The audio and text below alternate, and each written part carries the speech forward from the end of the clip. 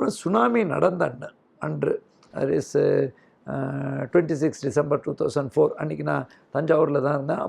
அப்போ இருக்கிற தற்பொழுது முதலமைச்சரின் செயலராக இருக்கக்கூடிய மதிப்புரிய டாக்டர் உமாநாத் தான் அங்கே சப் கலெக்டர் இருந்தாங்க. அவரோட ஃபஸ்ட் கால் தான் எனக்கு வந்தது, இது மாதிரி அங்கே கொஞ்சம் எங்களுக்கு அசிஸ்டன்ஸ் தேவைப்படும். ஸோ தஞ்சாவூர்லேருந்து நாங்கள் அங்கே போனோம். 32 வாகனத்தோட எங்கக்கிட்ட இருக்கிற வசதிகளோட ஆம்புலன்சஸ் எல்லாம் கொண்டு போனோம். பட் அங்கே பார்க்கும்போது தான் தட் இது வந்து ஒரு சாதாரண நிகழ்வு அல்ல, நம்மெல்லாம் எதிர்பார்த்த நிகழ்வு.